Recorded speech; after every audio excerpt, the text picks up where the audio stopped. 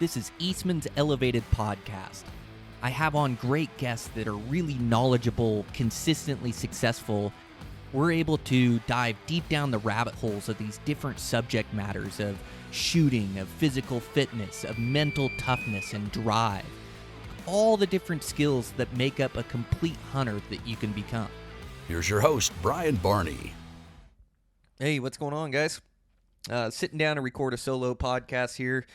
Do a quick one here with my morning cup of coffee. I've got some things I've been thinking about and thoughts I have on hunting that I want to get out there and help motivate you guys for the end of the season and get you guys excited to get out there and experience and enjoy things. So I guess that's where I start. You know, it's I've built this. I'm so fortunate. Like I've had this chance to build this lifestyle and to go on these different hunts and experience different things. I mean, it's so crazy. Like just even this season, I keep moving the goal line as I say.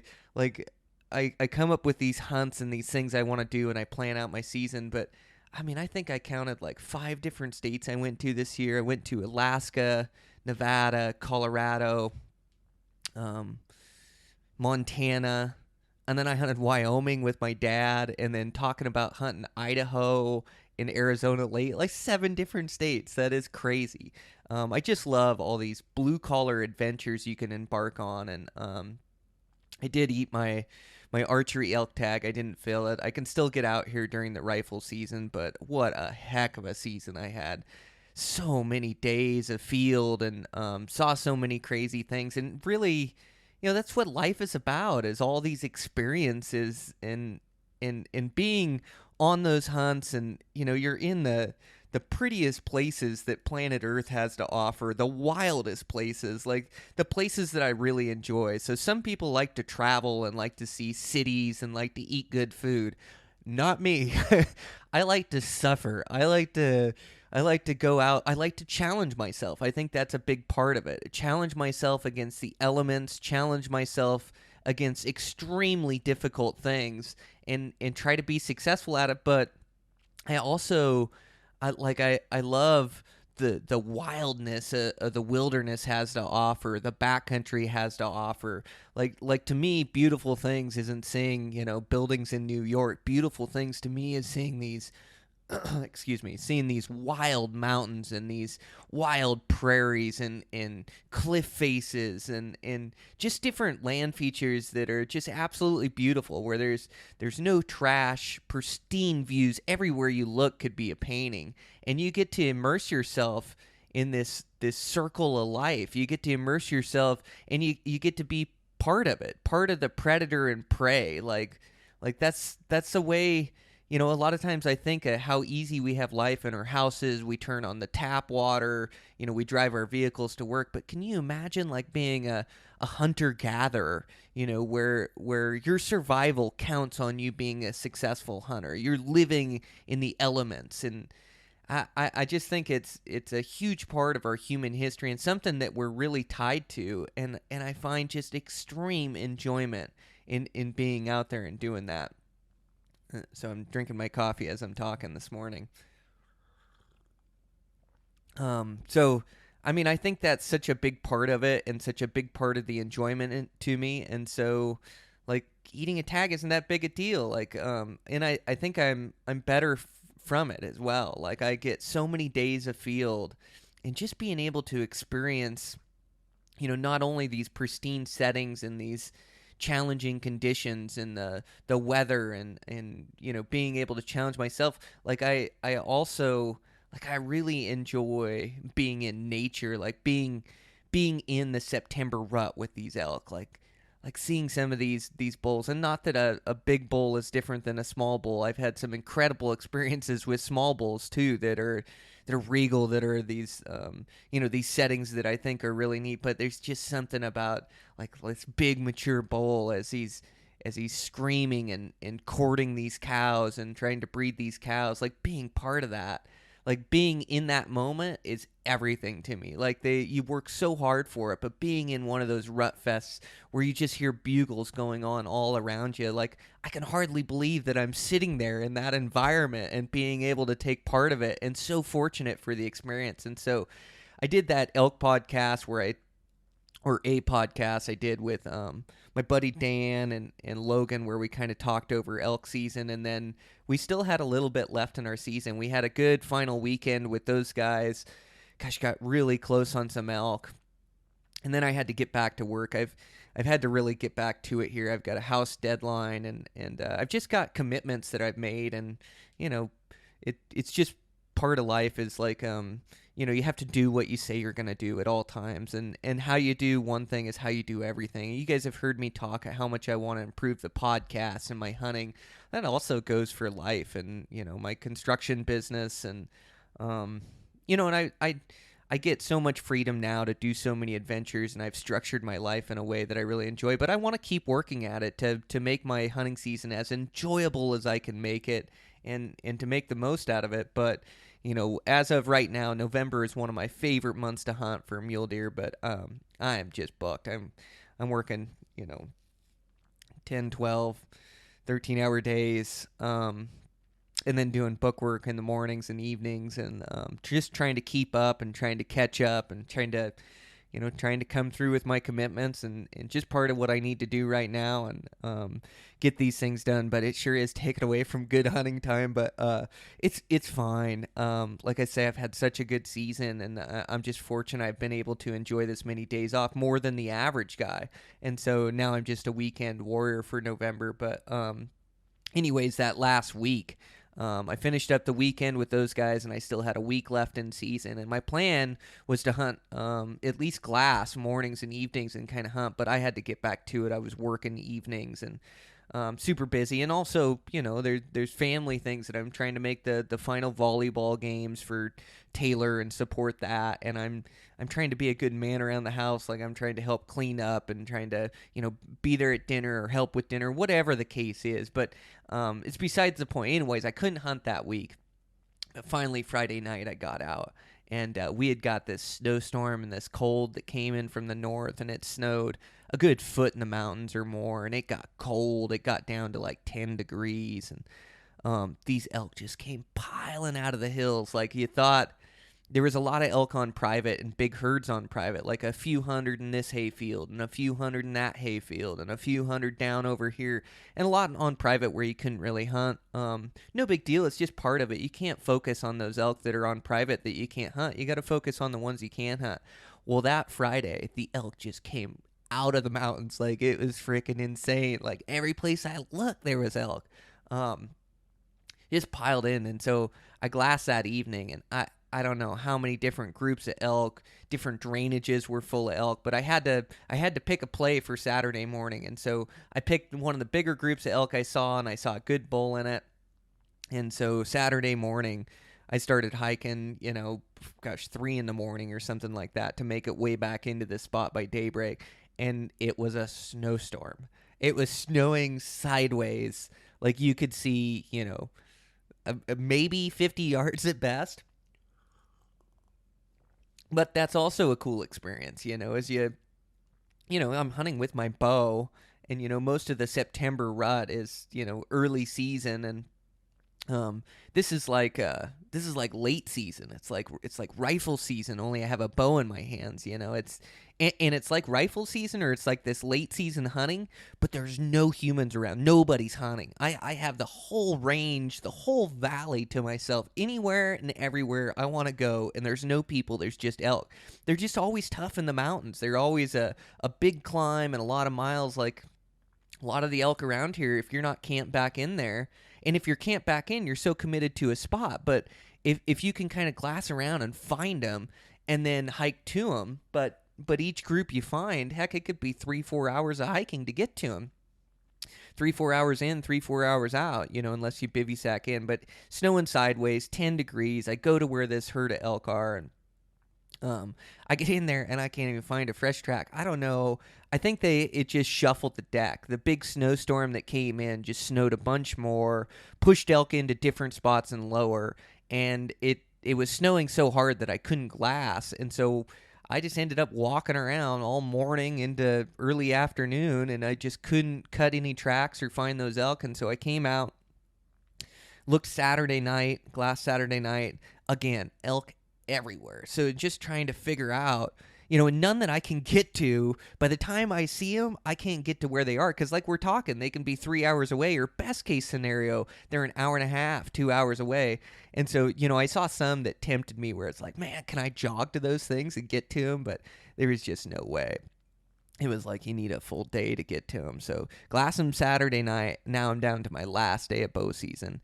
And by the way, it's really snowy and cold. Bunch of snow and ice on my bow and things. And so, like I get home, and I definitely want to test my bow. As shooting in different temperatures, different humidity. Like there's so many things that can affect your strings and affect your dope and your zero on your bow. And it probably isn't going to make a difference at 40, but if you got a 50 or 60 yard shot, or say 70 yard shot, like it's definitely could play a difference and could be a yard off. And for the most part, my bow has been absolutely dialed all season long. Every practice arrow I shoot, it's spot on. But I get home Saturday, it's been 10 degrees and a bunch of snow and ice on my bow, so I just rip some arrows, make sure it's on. Just something I do throughout season just to make sure you can trust your weapon. And so anyways, I shoot my bow and go out glass Saturday night, bunch of elk, nothing I could get to. And then Sunday morning, just after a fresh snowstorm, nobody hunting, and so I go for my best play, and I go for these elk I had seen, and I had seen a decent 6-point in there, but I didn't really see anything that big in there. And so I kind of wanted to lay up in the morning and lay up on a glassing feature where I could glass the whole face. I didn't want to have the same thing happen where I go in on them and then get in there and I'm on the feature and I can't find them. The same thing that happened Saturday morning. So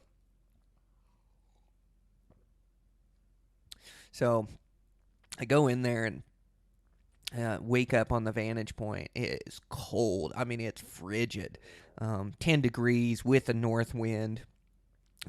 Super cold when you've been used to like 60s, 70s. But, I'm piled in, and man, I'm just enjoying the experience. I got snow blowing off the trees, coming down from the north. And it gets light, and I start glassing up there, and I start finding elk. And I'm like, man, where's the bull? Where's the bull? And I can't find them, and they're kind of amongst these scattered trees. And all of a sudden, just the one walks out. Biggest bull I saw all season long. Now, I wish I could tell you his score and exactly what he looked like. I did have my scope on me. I got my scope on him. I looked at him for maybe 5 seconds and went, I got to get up there. Like, it was one of those bulls that just takes your breath away. Like, big 320 bull I'd be psyched with. This one is way above that. Like, just a big, heavy horn hammer. Great big, like the mature 6, no busted tines. But I didn't stare at him to see what he really was and appreciate it. I just saw him, and I was just like, man, I got to get up there. I got to move. I was packing up my scope. I looked at him for maybe 5 seconds. I could tell he was like, like the 360, 370 plus bull, like just a great big, dark, heavy horn hammer. Like, the one you want. And just in the snow, he's still with the cows. Like, they're still rutting second cycle estrus. Like, it's late season, but you still got a hint of the rut in there. So these big bulls are still hanging with the cows. And so, man, I start jogging through the snow to get up there, and just sweat just beading down my back and down my face. And these things are kind of putting away in the timber, but I've got a good play at them in the timber. They're putting away, and I've got a good north wind. The wind is supposed to change the last day of the season and come from the south then. And I've got a steady wind, and so like I want to play this a little bit, and I'm not for sure I'm going to make a play. And by the way, my playing on the wind here towards the end of the season, man, have I been spot on like that. I talk about that wind being a higher understanding, and man, once you start to grasp those theories and you start to grab hold of them and start to really understand what it's doing. Like, it's just amazing how well you can play the winds in the mountains. Like, I've always thought, the winds always switch, and they, you can't hunt this side and you can't do this. But, man, once you get a higher understanding of it and really figure out what they're doing and when to go in on these things, like you're just so much more effective. And I'm always learning. Like I guess the thing I would say is always be paying attention to it. But I've seen weird things where even patches of timber mess with the wind, ridge lines. Like there's so many different facets that go into creating a good wind. But man, have I been playing it spot on this season. I've been playing it really well. I messed up a couple times there in Nevada where I tried to cheat it. I'm sure I've been winded another time or two this season, but for the most part, like, I've been so good on the wind. But anyway, so I've got this north wind, so I start working around this bull, and, of course I'm trying to jog to get up there to catch him while he's still in the open and play on him. And of course, there's another option is to play him that evening when he comes back out and into those openings. But I've really got a good play. This bull's bugling a couple times. He's just got one of those low growls, bugles where he just, like, you can just tell it's such a good, big, mature bull. And hearing it echo through those snowy canyons, just so killer. And there's a pile of elk in there. There's just a bunch of them. So I'm working around him. It's the last day of bow season. So I have this checklist that I check when it gets cold and I'm in the snow. So I check to make sure my peep is clear snow. So make sure to blow that out. I make sure my sight aperture doesn't have any snow in it. And then one I really check is to make sure that my rest isn't frozen. I've had it where it's snow or rained and then it'll melt and it'll freeze like ice, and all of a sudden my rest won't operate, come up or come down. So, pop my rest up. It's working fine. It's not frozen in.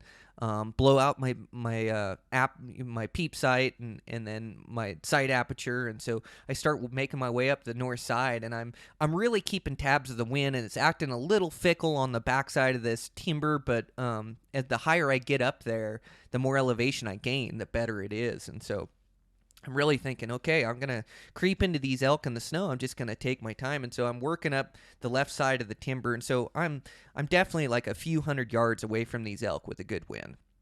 And as I'm working up this edge of this timber, I catch this elk in front of me. And there's an elk in front of me.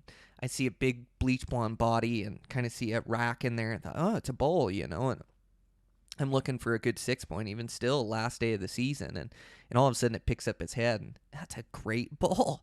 Like, it is a big dark horn 320 satellite bull. It's like, oh man, like to have a chance at that big bull is everything to me, but at the same time, it's the last day of the season, and I've got this giant, nice framed, not a cheater 6-point, like a big full-tined, beautiful big 6-point that I'd be thrilled to death with, like that's my goal bull, and he's feeding by himself on the edge of the timber, and he's just like, the experience alone, just him feeding in that timber, he has no idea I'm there. He's just feeding through the timber and making his way through. And gosh, I was able to stalk in and just slowly put one foot in front of the other. You kind of got that little bit of snow crunch as I'm hunting in 10, 12 inches of snow, but I just slowly put my foot down, and it squeaks a little bit that I can hear him, but he just keeps feeding, and then throw the next foot down. I slowly but surely just start creeping into this thing, and I'm into bow range of this thing fairly quick. And here I've got this just giant 6-point that's just feeding with me in the timber, and I've got, I'm full camo. I'm not worried about him seeing me. I'm not worried about him catching me. I've got the wind perfect. Like, this whole scenario, it's like, oh my gosh, I can't believe I'm going to pull this off on the last day, but I continue to be patient and I wait. And he's just feeding, but a lot of times he's feeding like away from me, and I just can't get a good broadside angle, and I've got some limbs around, and I'm just really making sure that I'm not going to hit a limb, and making sure that I'll just put a perfect arrow into him and he'll run over and pile up. And so I get into bow range, and I'm just patient, and then kind of works away from me for 5 yards, and so I'll gain another 5 yards on him, and I can just, like, when you can stalk and keep tabs on him, you can see his head, you can see his rack, you can tell when he picks up his head, you can stop moving, when he goes back to feeding, you can move, and just kind of reading his mannerisms and reading his body language. And I creep in, and I am at a chip shot of this thing. I'm like 45 yards, something like that. I set my sight, and finally he comes broadside, and I've got no limbs, no twigs. I think at this point I'm a kneeling shot, and I draw back and line everything up and just settle my pin on them and just execute a perfect shot. And I watch my arrow come out of there so damn wild, like not even close to the bull. And the bull runs off, and instantly I'm trying to knock another arrow. I'm thinking, what in the heck happened? And as I shot my bow, a bunch of snow and ice came off, from hiking up there. I'm like, man, did that snow and ice mess up my shot, or I just can't figure it out.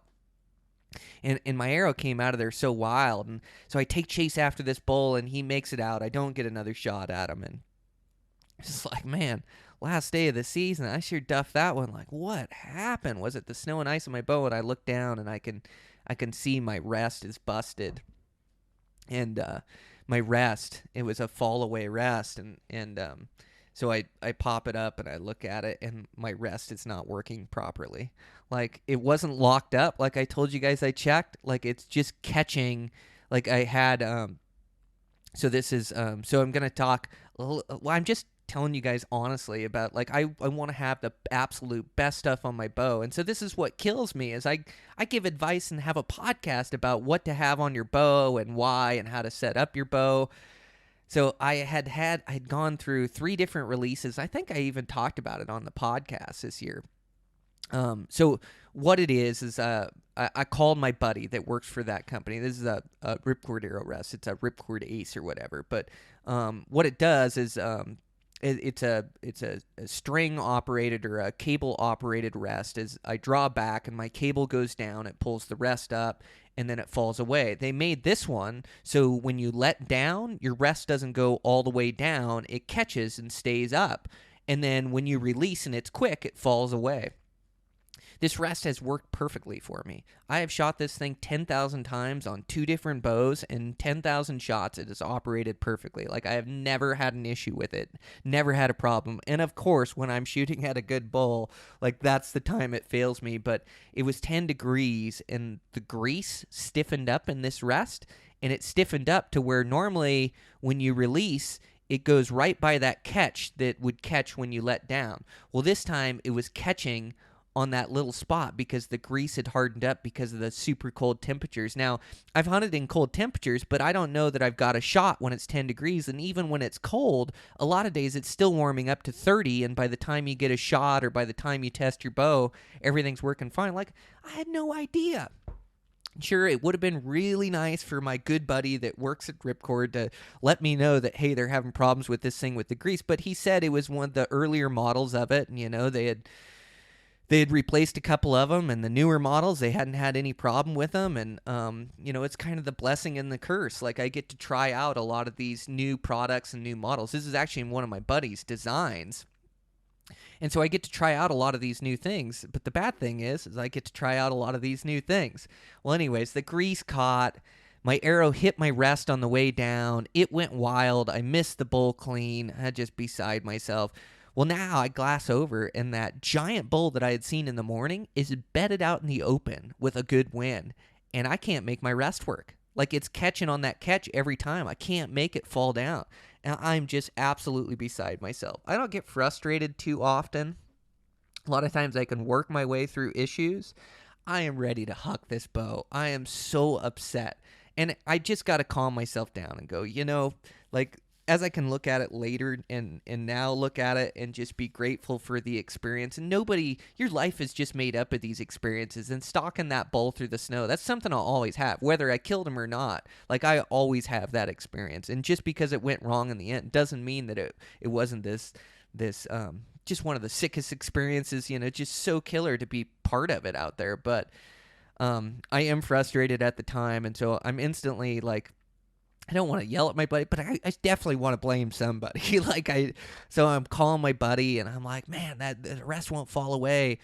I'm thinking about building a fire and warming it up. And he's like, man, you can warm it up, but as cold as it is, it's probably just going to do the same thing again. And so I can see this giant bull, and he's bedded out with some cows. He's in a perfect spot. And now I'm holding on to like a paperweight. Like, my bow will not shoot accurately. Like, it does me no good. It's too cold. Rest isn't operating fine. So, like, I have to hike all the way back down off the mountain, like all of 2-3 hours back down, get it back down to my house, slap another rest on, tune it, sight it in, and then try to get back up there. And I did have a good hunt that evening.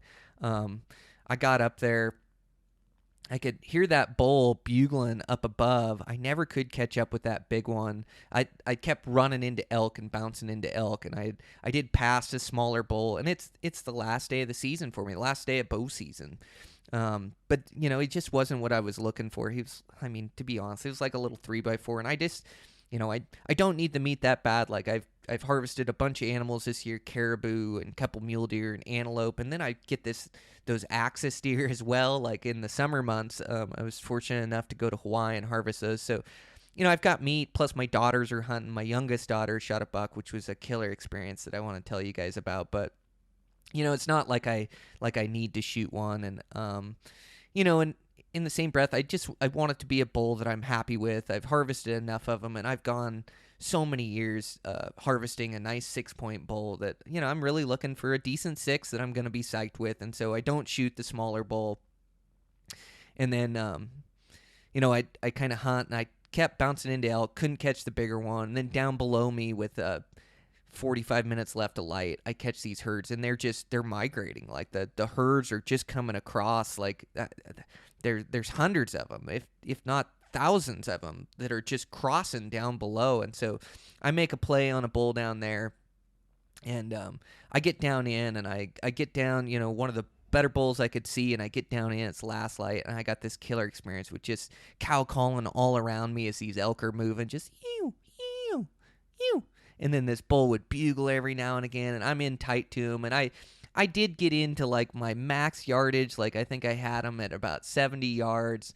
And again, he's just he's a 5-point and not a big one, like a rag 5-point raghorn. And it's the last day of the season, and all of a sudden I'm thinking, well, maybe no, it wouldn't be too bad to shoot a 5-point. But he was just out at my max yardage, and I made I don't know if you could quite call it a size pass on him. I think I made an ethical choice not to shoot at him. I just slapped that rest on. I had proofed it, but I really didn't proof. Like I proofed it out to my longer yardages, but like I really like to shoot my bow for multiple days. I like to have trust in it. Like out at my house, like it's amazing how much a directional wind or a thermal wind, how much that affects your arrow flight. Like, and in my house, I live in the prairie and it's windy country. Like even a couple mile-an-hour wind will affect where my arrow hits and affect my left and right. So I really like to shoot it for a handful of days before I have complete trust in it. So, I knew I was good. If I get a 40, 50-yard shot, it's a dead bull, but this bull's out there at about 70 or so. And I didn't want to end this epic elk season with this, this bad experience, if I hit that bull wrong. And I just didn't have complete confidence in my shot. He was 70, and plus just not the bull I'm looking for. Like I killed a bunch of those smaller 5s when I started elk hunting. And not that a guy can't be happy with a smaller 5. Like it doesn't matter. We're all in our own experience. Like it's all about the excitement and the thrill and trying to get close with your bow. But I really like to be happy when I walk up to the animal I harvest. And once you've harvested enough of them, like I just put tougher and tougher challenges on myself of trying to harvest a good 6-point bull. And so that 5-point was out there at about my max yardage. And I just enjoyed the experience. I let those elk walk by. I didn't fire an arrow that night. But what an end to the hunting season. But so back to the rest, I just beside myself. I'm a bit embarrassed it happened, and I just I tried 3 different rests this year, and so you guys have heard me on the podcast switching my rests out. And so the first rest I put on, and it was one that came from Eastmans. It came with the bow. And it's not a bad fall away rest. I have more trust in those rip cords. I have a contact there, a guy I can talk with about rests, and I'm sure it'd be fine. I also had like a slight squeak with that rest I just couldn't get rid of, and I threw some felt on it, and it was like the angle of the rest, like I was getting a little bit of squeak or a little bit of noise. And I've had not that bite me before. I had a creak in my bow bite me before shooting at a big 7-point, and I drew back and there was a creak in my limbs, and that bull heard me draw. And so I want the absolute silent draw. And so I had that rest on first, took it off, and then I put on, I have a trophy taker rest. Now they're great rests. They're real simple. So they just work off a spring. They've got a wider blade. It picks up the arrow every time. It's got a cage that encompasses it. And I've used those rests for quite a while, and I like those ones. The problem is the blade. So the blade, it's where it picks up the arrow, it doesn't have a very steep angle to the blade. And so what was happening is I was drawing back, and I draw straight back, but my arrow wants to fling to the left-hand side of the blade, and it can almost get stuck on the left-hand side and not go to the center of that blade. And so, like, I had a couple shots that would go way left, or I'd draw back and I'd see my arrow isn't the center of the blade, it's on the left-hand side. And so I was worried, like, in the crunch time, when I go to draw back, like, if it can go wrong at will, like, it would be stuck on the left-hand side of that blade, and I wouldn't be able to shoot that arrow, or I'd shoot it way off and miss that animal. And so I was having this happen, and where I've also ran into that too is if I draw back and I have a wind that's blowing from right to left, that left wind will hold my arrow on the left side of that rest, and it won't seat in the center of it. You know, I don't know what else to do other than change rest, and so I have this Ripcord Ace, and that thing's always been good to me. It's a great rest, but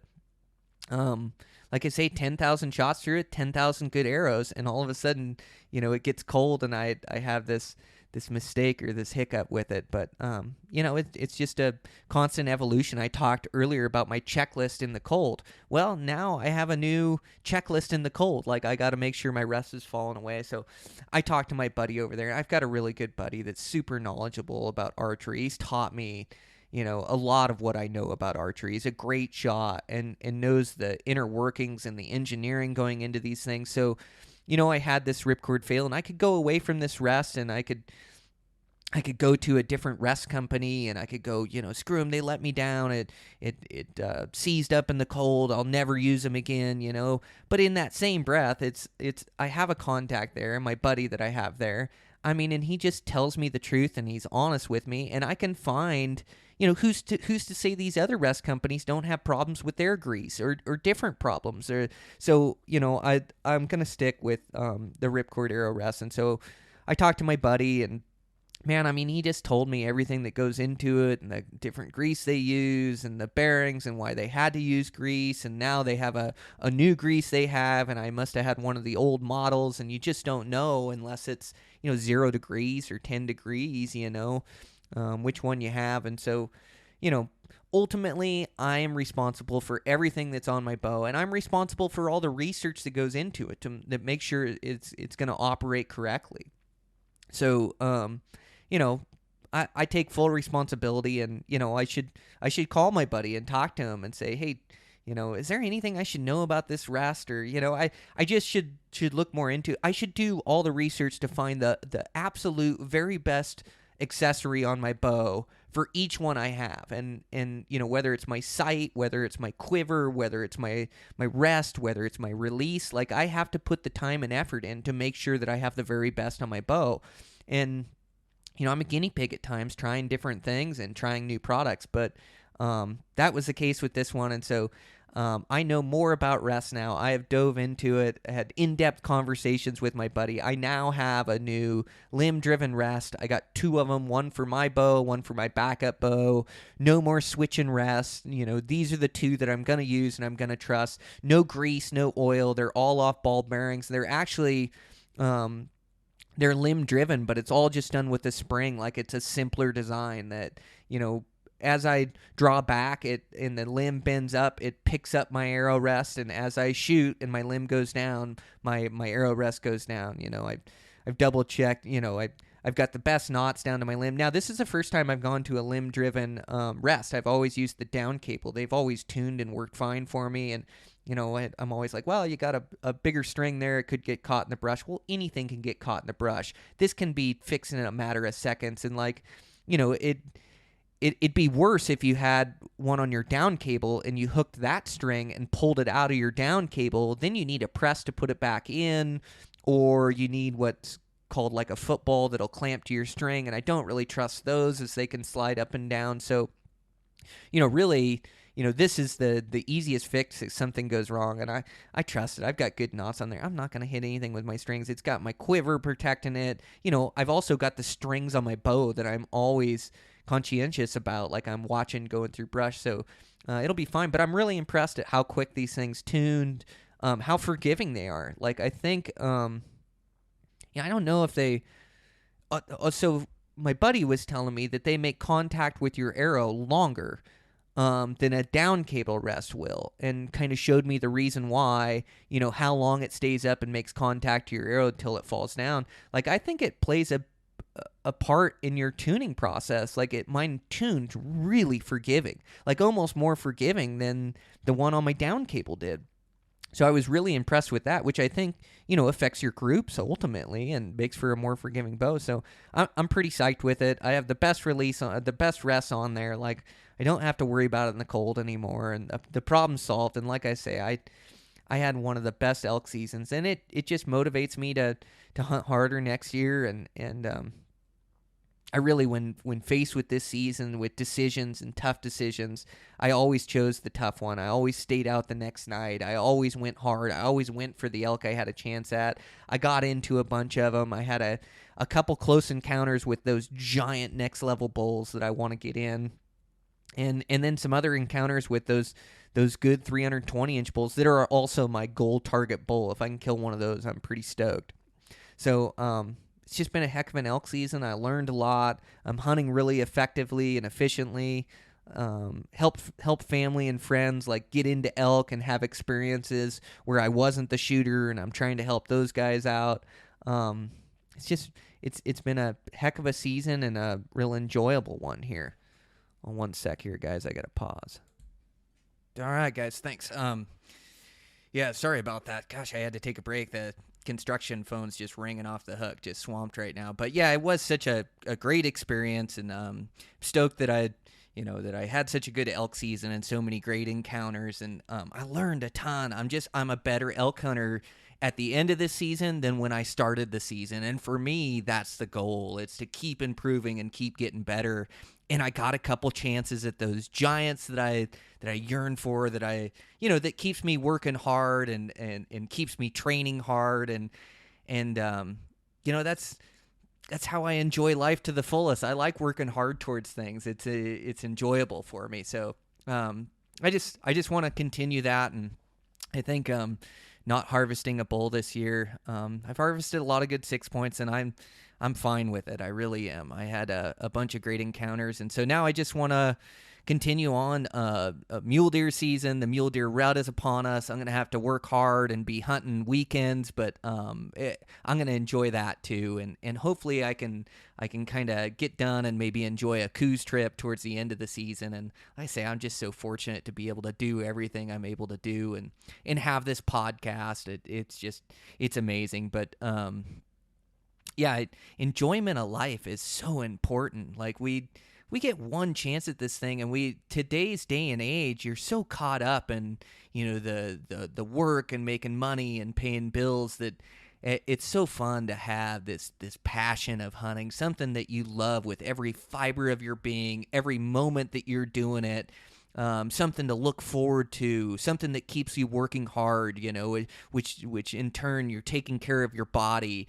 I really feel like I'm in the top 5% of the nation as far as fitness. Like, I almost feel like a professional athlete as hard as I work at it and as good a shape as I keep myself in. And I take pride in that.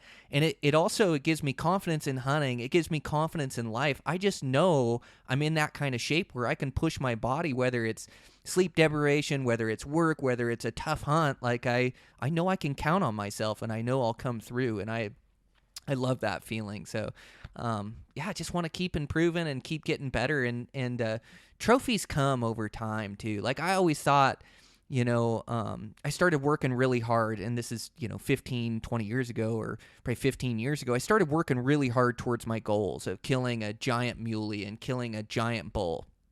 And I put in the hard work, and then that year would come, and I'd get a couple opportunities, and wouldn't I wouldn't seize it.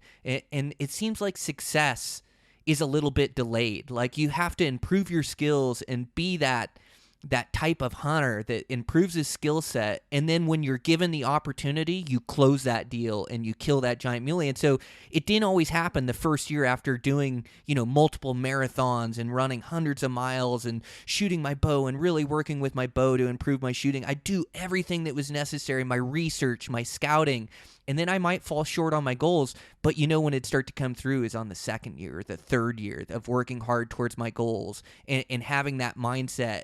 And then I'd get that opportunity and I'd close that deal. And this has been a heck of a season. Like, I've harvested like 4 Pope and Young animals, not to mention a bunch of animals in Hawaii. Like, I'm living the life, and there's just a couple misses that'll kind of haunt me for this season, but it's gonna keep that desire burning, and that that willingness to work hard and to keep putting in my time and effort. I had that miss on that giant muley that I know was over a 200-inch buck, 36 wide, just the one, and wind drift got me on that one. It's just attention to details, and it was a longer shot, and maybe I could have played it different in hindsight, but it is what it is. I'm going to learn from it and get better, and I had that miss on that bull. That's a heck of a season. If I ended up with that buck, that bull, and the other 4 animals, that is an absolutely out-of-this-world season, and I'm right there. I'm on the precipice of it. Like, I just need to keep working hard, keep this mindset, and then make good on these opportunities, and not only that, I need to improve like my win game, and I talked about earlier like my stalking game after Nevada and Colorado. Like, I was in the Matrix, like it's all making sense to me. Like, my instincts are so good right now. Like, I'm hunting so effective and efficiently. I just got a couple misses, and it's like I had those opportunities with those critters. Just need to be better and make good on those opportunities, and I can guarantee that I've dove into the rests. I know more about rests and the grease and the bearings and how they operate than one man probably should. But I know now I can trust my rests. I got 2 of them. I got 1 on my bow, 1 on my backup bow. I am set, And so this attention to detail, I need to keep with that attention to detail. And I'm so busy right now with construction and podcasts and writing and things, but I can't slip on that, because those are the moments where I have a chance to accomplish my dreams, and I miss it because I didn't pay attention to the details. So just need to get better at that. But man, I'm pumped. What a season! And then I had that hunt with my daughter. My youngest daughter started hunting this year, and that's pretty much been the highlight to my year. Being able to take her out and share my world with her. And so she's 10. She could get a mentorship tag here in Montana this year. It's a new rule change. So my other daughter couldn't start hunting until she was 12. And so we got Katie her tag. She's super psyched. And so we worked with her. I got that little 7mm 08. I've got low kick shells in it. And when you're working with a new hunter, it's so important to get them familiar with their weapon and familiar with their shooting positions. And so I really worked with Katie. I should get her on the podcast too. She's not around right now, but I really worked with her. I work hard with these kids, getting them familiar, and I had to teach her everything about safety too. She hasn't been through hunter safety. It's part of this program that the parents can mentor her and take her out and be by her side and give her this experience of hunting and see if she likes it and is drawn to it. And eventually we'll have her go through hunter safety. But, you're really focusing on muzzle control. You're focusing on the safety and the bolt and being able to work the rifle. And once they have an understanding of the rifle, they start to feel comfortable and confident with it. And they're always worried about the kick. So the kick, these low kick shells are great for kids. And my kids are so small. Like, I think Katie, she might weigh 50, 60 pounds wearing boots. Like, she's just a little kid. But this rifle fits her good, and we're really working on her stock position in her shoulder, getting her face down to the stock every single time, and we work dry firing the rifle quite a bit. So we work on my deer target outside. I say, okay, sitting position. She gets in a sitting position. Rest aim is so key for those kids. I don't think she could hit the side of my house off an offhand shot. She's just not a good offhand shooter. She's not strong enough, and she's been around guns her whole life, but she hasn't been. We haven't been working with that rifle nonstop, to get her offhand shooting, and so she needs sticks. And so I have a set of bog pod tripod sticks that I use for her that she can set her rifle on. And so we practice getting in the sitting position, acquiring her target, holding her crosshairs on, squeezing the trigger. And she has such good trigger control from all her bow shooting. We shoot tournaments, in the wintertime and things, 4-H club. And so I think really being a good bow shot makes you a good rifle shot. And so we work on her lay down, her sitting, her standing, getting on the sticks, acquiring her target, squeezing on the trigger, and then we do live fire drills where we go out and we live fire the gun. I have her wear a little bit heavier jacket, helps with the padding, and she shot a rifle before, so she's familiar with it, and their confidence grows as you have them shoot these live rounds, and she's putting them in there pretty good at 100 yards, but we're not shooting off a bench rest. Like, I know I've got that gun absolutely dialed in, and so we're just practicing her shooting positions, acquiring her target, her in the field preparation, and so then we get to go. They have a youth season where the kids get to hunt a couple days early from the general rifle season, and it wouldn't bother me to hunt the general rifle with her. In fact, I'm going with my oldest daughter during general rifle this upcoming weekend, but to take her out and share my world with her, like that's what hunting's all about. Like my time being able to help my dad on his hunt, being able to help the Hawaii guys, being able to help my buddy Dan, and and then being able to take my daughter, like that's part of being a good hunter, is sharing your knowledge to help other people, and enjoy some success and have some fun in those encounters that are just so thrilling in the woods. So we went out deer hunting. We got out there, and we're looking for any deer. Her tag is good for a doe or a buck. So we're looking for any deer that we can get a clean, good shot at. And so first one, we see this doe kind of working through the brush, and we get her on the stick. She finds it in the scope, but there's limbs in the way, and we just the doe doesn't offer a good shot. So we kind of wait for that doe to come out for maybe a half an hour or so. And we're not in a spot that's covered up with deer. There isn't many in there, but so we wait for that deer to come out. It doesn't come out. And so we decide to just kind of still hunt our way through these broken open meadows in and amongst this willow brush, and we're looking for white-tailed deer. And we get to this opening, and we kind of sit there, and then all of a sudden I see this deer, and it's running across this opening, and it's after she shot it, it was maybe a touch farther than I wanted her to shoot. I wanted it to be 100 yards and in, and I think it was closer to 150. I'm so bad at judging yardage from 100 to 150. Well, I'm bad at judging bow yardage too, so I can't even say under 100 I'm really good. But it just happened so quick as this spike buck was running across this field.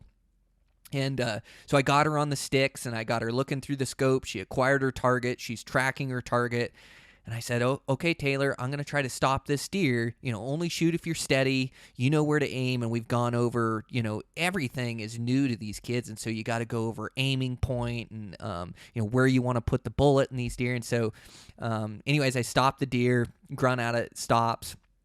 And she gets on it. I said, "Okay, if you're steady, you can squeeze on it." And just about the time she's getting ready to squeeze, the deer takes off again. I go, "Okay, I'm going to stop it again." So I stop it again, and I said, "Okay, if you're steady, you can shoot right behind the front shoulder, And she squeezes and boom, and shoots, and instantly I can tell she hit that buck good. Like the front end dropped to that buck, and he was kind of like wheelbarrowing himself into the brush and ran into the brush. And she goes, "I think I missed." And I said, "No." I said, "You nailed him." I said, "Good shooting, Katie." I said, that was it was a tough shot. It was standing off a bipod, probably closer to 140, 150 yards, something like that. And she's familiar with that gun. I wanted it to be a close shot, but she surprised me. I thought it was closer to 100 yards. I really did. I wanted a positive experience, but just all her work with that rifle, live firing, the dry firing rounds, getting familiar with her shooting positions, it all paid off there. And as a 10-year-old girl, just made a perfect shot on that deer and shot it. And we went to where it last was, and I told her she hit it good. And right where it last was, I spotted that deer, and it was dead right there. And she was so stoked. She was stoked. After she fired the shot, she felt that energy, that excitement, like that's built into our DNA. That's from we were hunter-gatherers 200,000 years ago. Like, food meant survival, and that excitement of harvesting an animal, like, there's nothing like it. I don't get that excitement out of anything else, and it's fun to share that with my daughter. And she's hunted with me before, but for her to be the shooter and make that shot and feel that excitement was pretty cool. And then, we were quite a ways away from the truck. I mean, maybe a mile or so, but I didn't want to drag it.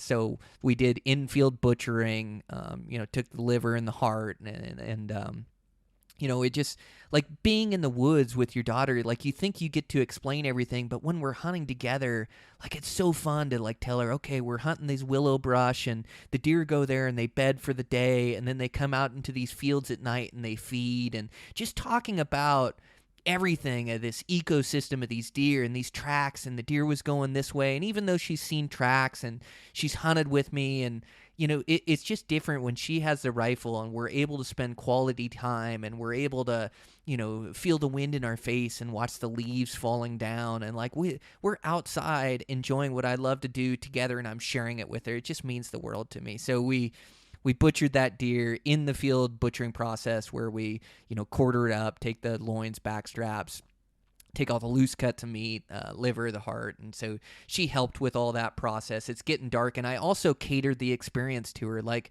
it's no fun for a 10-year-old girl to be freezing her butt off out in the cold morning, like, a 10 degrees morning and snowing like my elk hunt. That's not fun for her yet. Like, she has to learn the payoff and the excitement that you get and the fun it is to work hard at it. And then you start incorporating these tougher hunts because she knows the payoff, and she's willing to put multiple days in to get that payoff, like I am. I'm willing to do anything. I'm willing to work so hard for an entire month and not get an opportunity, because I know what that opportunity feels like when I get it, and the excitement and the feelings of accomplishment when I do accomplish my goals. But she doesn't know that yet. And so you got to kind of cater these hunts. And so it's an easier whitetail hunt. We're shooting any deer.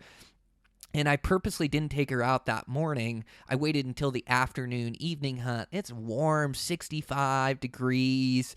It's sunny out. Like you say, we can feel the sunshine on us. We can really enjoy it. We don't got to worry about her feet being cold or hands being cold. Like, we can just enjoy the experience together. And so I really try to cater it to these kids. And now my oldest daughter is getting older. She's seen the payoff. She's willing to work harder, hike more miles, be out in the cold a little bit. Like, she can take a little bit more, but I really try to cater the experience to him. So it was warm. We butchered up that deer, loaded it up in the backpack. She helped pack out. And then we just proceeded to take a different way back to the truck and got into this swamp and just knee-high water. I carried her across some, but her feet got wet. But it's in the dark with a headlamp going across. I actually learned that there was a big black bear that was in there later, that there'd been a big black bear that'd been eating on these apple trees and things. It's supposed to be a big 7-footer, but I didn't tell her that. Like I say, I'm catering the experience to her, but it was an adventure. Like, we got to carry that thing out in the swamp and get wet, and we're with headlamps and it's dark, and you don't get a chance to do any of that unless you're a hunter. Like, you don't get to experience that or take yourself out of your comfort level, and unless you're a hunter. I like, you can take yourself out of your comfort level, don't get me wrong, but there isn't many times where you're hiking through a swamp with a headlamp with 100 pounds on your back just for fun. Like, you're doing that because you're hunting, and then to come home and to butcher that deer, and then we've been eating on Katie's deer here. We're through all our 2017 meat into our 2018. We always like to have some fresh steaks that were never frozen, and to see the pride on her face when Mom says, "Oh, this is Katie's deer," or, when I cook it up and we're eating Katie's deer, and thanks, Katie, for the harvest. And she just knows the full cycle of life. But I'm so fortunate that I get to share this with my kids and with my family, and that is the highlight of my year. And she still has, I actually bought her a doe tag that day, so if she did shoot a doe, she could tag it with her doe tag and still have her buck tag. But since we shot a spike, she burned her buck tag. We do have a doe tag, so we're going to try to get her out a little bit more, and maybe do a couple more hunts and just see if we can maybe get lucky. And then I'm really looking forward to Taylor's hunt this weekend. We're going to do an adventure hunt. We've only got the weekend. It's going to be jam-packed, but, I get to drive across the state with her and spend time in the truck. And, she's a teenager. She's 15 now, or she turns 15 this month. She's a freshman in high school.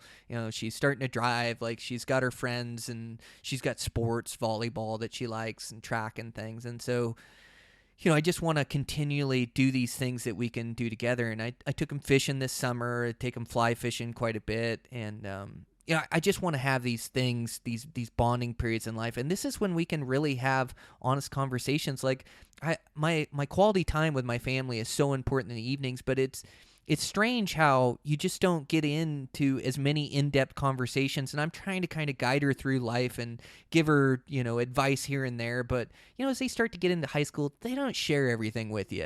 They, you don't get to hear about their day as much. Or you ask them how their day, you get a one-word answer, and you really got to pry in. But when we can spend the weekend together and have conversations about our friends and different dealings at school and hunting and life, and then to try to give her the right information, to chase your passion right now while you're young, find something that you love to do and work hard at that and try to make a living out of that. And also this entrepreneur mindset, trying to start a business or work for yourself, that, working in a cubicle for somebody, and who knows what the right advice is. I mean, for her, I think it's college and finding a job that she really likes and working hard to get there. But I just want to stress that, like, you get one chance at life. Like try to really do what you enjoy to do, and try to find things that you're passionate about and things that you enjoy. And, right now it's volleyball with her volleyball team, and traveling with them and friends, and, and enjoy and embrace that. Like, still get good grades, be a good kid, but, try to find the things you like in life, and spend as much time doing them as you can. But yeah, just so fun to share it with family. So, that's been my season. I'm going to get to some mule deer hunt in a couple different states, maybe coos deer, and I'm going to get this house done. I'm going to get my clients moved in. I'm going to finish my commitments. I've also got some other side jobs that I'm doing. I'm working evenings on them. Like, I don't mind grinding right now. I've had such a good season, so I'm just going to grind. Hopefully I can get my weekends. I wasn't able to go last weekend, and it was just killer dates for the mule deer rut. But yeah, I'm going to get after it, and I'm real happy with the way the season's gone. I'm real happy with the way my skill set and knowledge has progressed, and I'm just so fortunate to have this podcast and be able to share it with you guys and give you guys the right advice. And so, man, I'm just pumped. That's a solo episode. Speaking of work, I better get there and get something done. But I'll release this out to you guys as a bonus episode. As always, appreciate all the support, you guys, and it's been really fun to share in your successes this season. And I want to make this network, or this society of hardcore hunters, that we work really hard towards our goals and successful and support each other, and it's so cool to be a part of, and so thanks, you guys. I appreciate it. I'm gonna go pound some nails here for a little bit and get out with my oldest daughter this weekend. Got another podcast coming out to you this week, so I'll get that finished and out to you, and man, oh man, we'll go from there. Also, check out at Eastmans there, the gift guide for Christmas gifts is out. And we just did all our Christmas picks for, good gifts for hunters out there. That'll be coming out in the next issue. But our gift guide is up on our website there. It's just got some great gifts for the hunter in your family, or hunters that that you're buying gifts for. So make sure to check that out at eastmans.com. And appreciate it, guys. Talk to you soon.